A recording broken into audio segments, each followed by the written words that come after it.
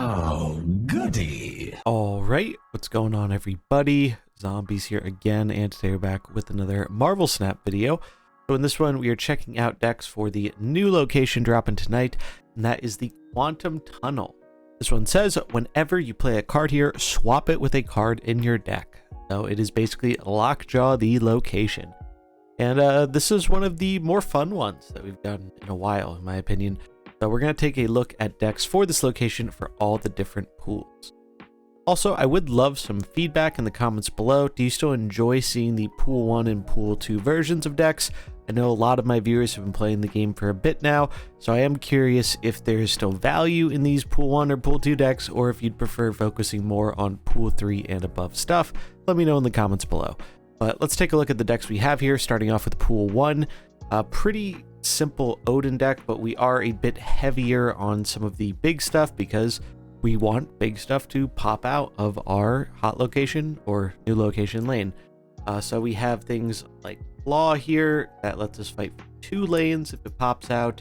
Devil Dino, one of the bigger things you can be doing.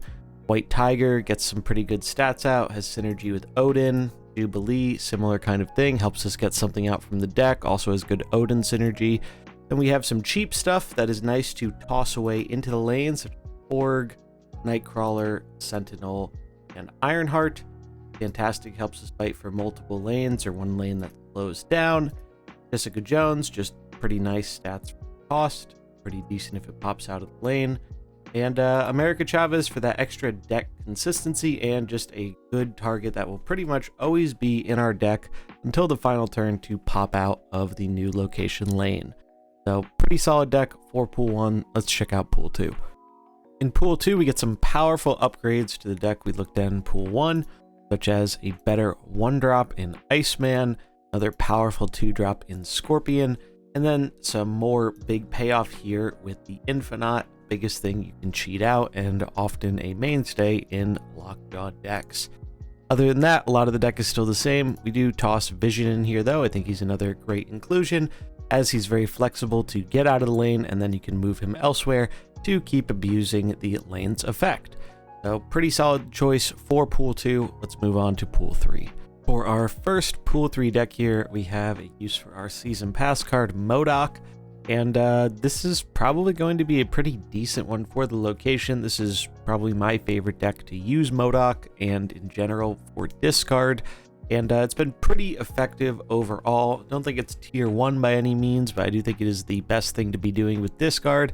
And since Lockjaw was already the best thing to do with discard, the fact that we just get a free Lockjaw from a location is a pretty big boost for this deck.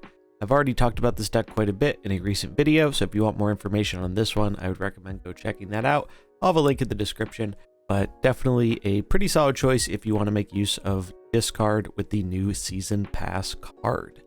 Next up, we have a Electro ramp deck, so we can get rid of the downside of our Electro here by just tossing it away into our Lockjaw lane, and then we get the benefit of that extra energy for the rest of the game without the downside most of the time. So good ramp cards here. Leech, I think, is going to be very popular for this one, like it or not.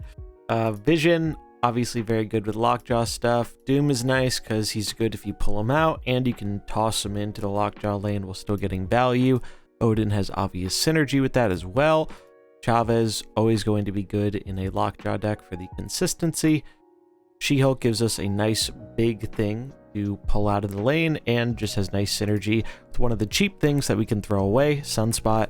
And Magneto, really nice for just moving stuff around to mess up your opponent and being a big thing.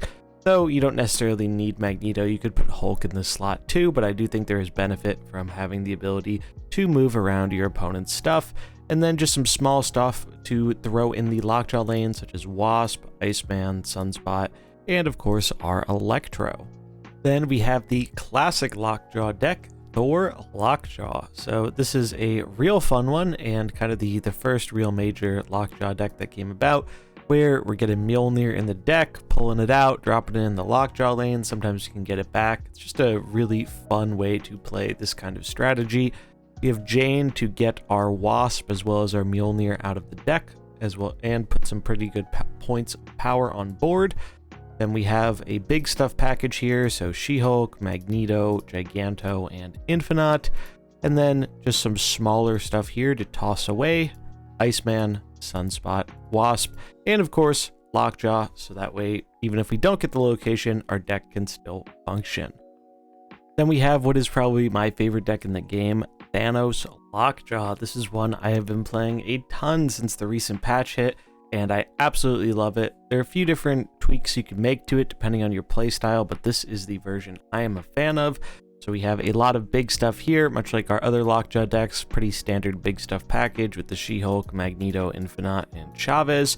Thanos also kind of applies as a big thing here as well, especially if we get all the stones in play, which is easier to do with these Lockjaw effects. Leech to shut down Death Wave and other powerful tech stuff our opponent is trying to do. Devil Dino because it's big and our hand size is often pretty large. Blue Marvel helps us be able to go wide if we aren't able to go tall, though I do think you're going to see a lot of big stuff for this location, so maybe it might not be a bad idea to pop a Shang-Chi in here in place of this, but both are definitely good options. Lockjaw, so we don't have to rely fully on the location. Armor because of all that Shang-Chi that probably is going to be around. Quinjet to make our stones free, which is really ridiculous. And Sunspot since sometimes we're floating mana and it has good synergy with She-Hulk and can just be dropped in the Lockjaw lane if we're not going to be pumping it up that game. And then last but not least, we have a Devil Dinosaur deck that is a bit more focused around getting rid of the location, but it can still use it to get an advantage if we decide not to get rid of it. So we have a Dinosaur here along with some pretty standard cards that go with it, such as White Queen, Moon Girl, Sentinel, but we're running stuff that lets us get rid of locations like Storm and Scarlet Witch, and then we have ways of getting into closed locations with Vision and Doctor Doom, and just some general good big payoffs from the Lockjaw lane if we do decide to play into it, like She-Hulk, Chavez, Doom, Vision, and Dino. And then Sunspot obviously makes sense here, just a lot of synergy with the other cards we're running, and worst case we can just dump it into the Lockjaw lane. So those are all our decks for the new location that should be live now. I think this is a really fun one and I'm looking forward to trying this stuff out.